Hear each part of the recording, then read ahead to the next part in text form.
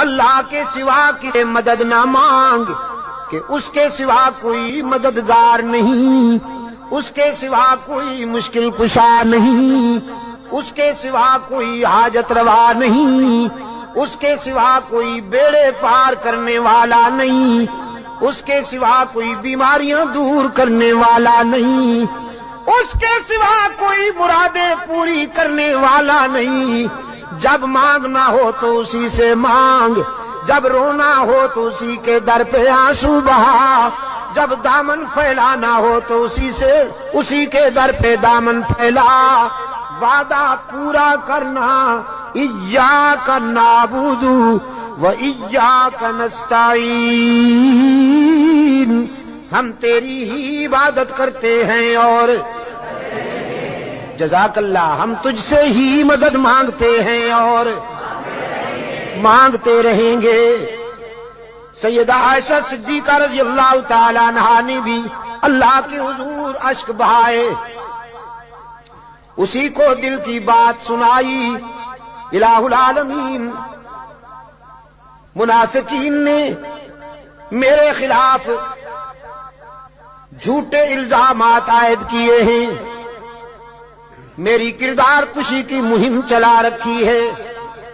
اگرچہ یہ بات نئی تو نہیں، مجھ سے پہلے بھی معصوموں کے خلاف یہ پراپگنڈا ہوتا رہا، لیکن جب موسیٰ پر الزام لگا تو نے ان کی برات کا اہتمام کیا، جب یوسف پر الزام لگا تو نے ان کی برات کا بھی اہتمام کیا، جب مریم پر الزام لگا تو نے ان کی برات کا بھی اہتمام کیا۔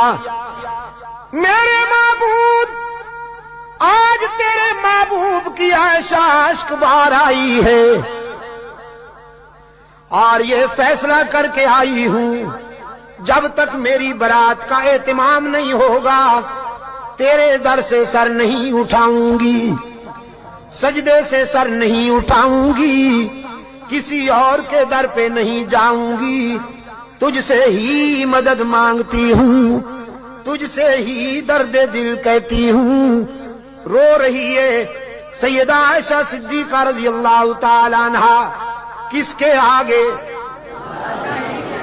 اسی کے آگے رویا کرو، اسی کے آگے اشک بہایا کرو، اسی کے حضور دامن پھیلایا کرو، ساری امیدیں اسی سے وابستہ کیا کرو کہ اس کے سوا دامن بھرنے والا کوئی نہیں، دامن خالی کرنے والے بہت، بھرنے والا کون؟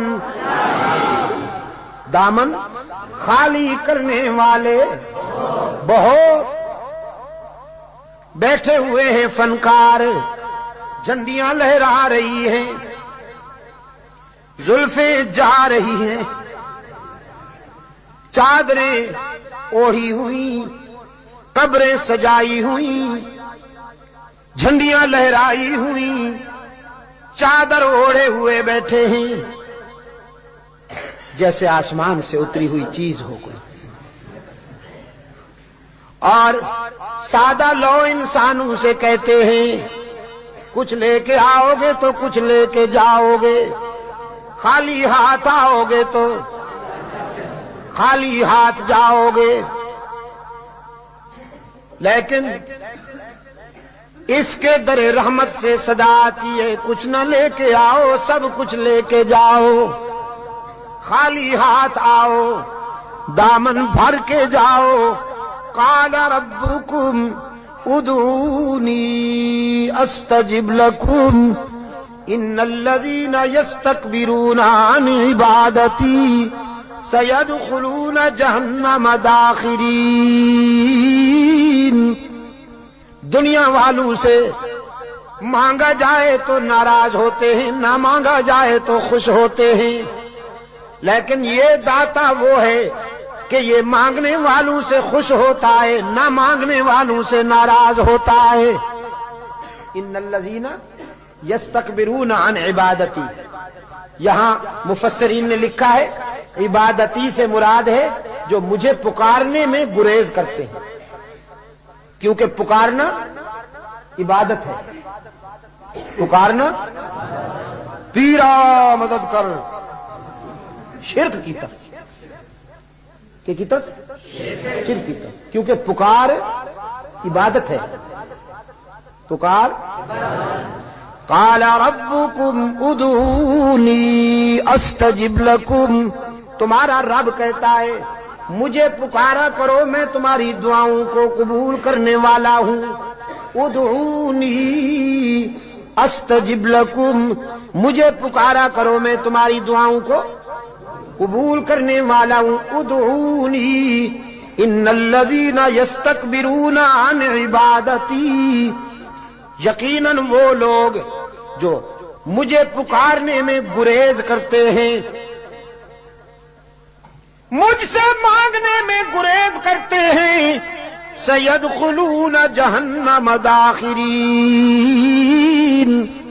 ذلیل ہو کر منہ کے بل گھسیٹ کر جہنم میں ڈالا جائے گا انہیں۔ تو کسے پکارا جائے مشکلات میں؟ قادر کو یا عبد القادر کو؟ ذرا حرارت فضا میں تحلیل کر دو، ہاں ذرا حرارتیں، یہ گرمی فضاؤں میں تحلیل کر دو، اور پھر اللہ سے دعا کرو کہ یہ فضائیں پھیل جائیں اور بھی کے بیماروں کو اللہ شفائے کاملہ عطا فرمائے۔ مشکلات میں کام آنے والا کون؟ روشن ضمیر نے کہا نہ مجھو از غیر حق یاری کہ لا فتح اللہ یقیدانم دری عالم کہ لا مسجود اللہ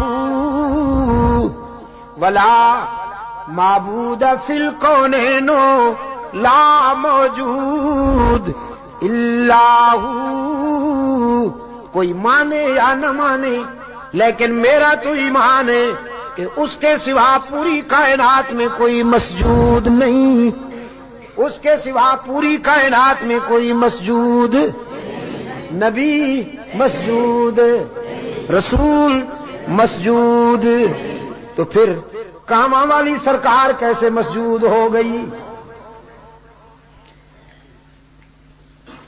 سبحان اللہ۔ قرآن کریم میں جگہ جگہ پر فکر انسانی کو متوجہ کیا گیا ہے کہ نیاز مندیاں، اپنی جبین کی نیاز مندیاں اللہ کے لیے وقف کرنی ہوں گی۔ فرمایا لعن اللہ الیہود والنصارى، اللہ کے رسول صلی اللہ علیہ وسلم نے فرمایا یہودیوں پر، نصرانیوں پر اللہ کی لعنت۔ کیوں؟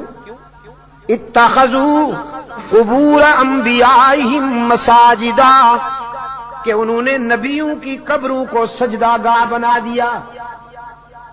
نبی کی شان زیادہ ہوتی ہے یا ولی کی؟ نبی کی شان زیادہ ہے نا ولی سے۔ جو نبیوں کی قبروں کا سجدہ کرے ان پر تو اللہ کے رسول نے لعنت بھیجی ہے، اور جو ولیوں کی قبروں کو سجدہ گاہ بنا لے ان پر، ہاں جزاک اللہ، یہی بات ہے۔ یہ عاشق بنے پھرتے ہیں، نبیوں اور رسولوں کی قبروں پر سجدہ کرنے والے ملعون، تو ولیوں کی قبروں پر سجدہ کرنے والے ڈبل ملعون۔ ڈبل ملعون نا؟ ڈب، اچھا ٹریبل۔ انسانی جبین کی عاجزیوں کے لیے حقیقی مسجود کون؟ ہر جگہ موجود کون؟ معبود کون؟ کارساز و دستگیر کون؟ حاجت روا و مشکل کشا کون؟ سیدہ عائشہ صدیقہ رضی اللہ تعالی عنہا نے آنسو بہائے ہیں اللہ کے در پر، درد دل سنایا ہے علیم بذات الصدور کو۔ سورہ نور آئی، قلب رسول پر وحی کی صداقت چمکی، فرمایا الخبیثات للخبیثین، والخبیثون للخبیثات والطیبات للطیبین والطیبون للطیبات اولئک مبرؤون مما یقولون لہم مغفرۃ ورزق کریم۔ پاک باز بیویاں پاک باز شوہروں کے لیے، گندی بیویاں گندے شوہروں کے لیے، پاک باز شوہر پاک باز بیویوں کے لیے، گندے شوہر گندی بیویوں کے لیے قرآن ہے۔ آپ سمجھے کہ نہیں؟ قرآن اور کلام فطرت ہے یہ۔ اگر اپنی بیوی کو پاک دامن رکھنا چاہتے ہو تو خود بھی پاک دامن رہا کرو، لیکن اگر تم تاڑ جھانک کرو گے تو ادھر بھی سلسلہ شروع ہو جائے گا، تمہیں معلوم ہو یا نہ ہو۔ سمجھے ہو کہ نہیں؟ کلام فطرت ہے نا قرآن کریم۔ قرآن کریم تو راز کی باتیں کہتا ہے، کلام فطرت ہے۔ فرمایا الخبیثات للخبیثین والخبیثون للخبیثات، ناپاک بیویاں ناپاک شوہروں کے لیے، ناپاک شوہر ناپاک بیویوں کے لیے، طے ہو گیا۔ والطیبات للطیبین، پاک باز بیویاں پاک باز شوہروں کے لیے، والطیبون للطیبات، اور پاک باز شوہر پاک باز بیویوں کے لیے۔ رب العالمین نے جرح کے لہجے میں سیدہ عائشہ کی وکالت کرتے ہوئے واضح کیا، جس نے اس عفیفہ کے کردار کو سمجھنا ہو، عائشہ کی عظمت کو سمجھنا ہو، وہ عائشہ کے شوہر کی عصمت کا نظارہ کرے۔ جس کا شوہر محمد معصوم، وہ بیوی کیسے نہ محفوظ۔ محمد معصوم ہے، عائشہ محفوظ ہے۔ جرح کے انداز میں رب العالمین نے برات کی، اولئک مبرؤون مما یقولون۔ میں اعلان کرتا ہوں کہ پیغمبر کی آبرو بے داغ ہے، نبی کی آبرو کا دامن پاک ہے۔ آپ میرے لیے اور میں آپ کے لیے اللہ کے حضور التجا کر دیں کہ اللہ دنیا اور آخرت کی کامیابیوں سے ہمکنار فرمائے۔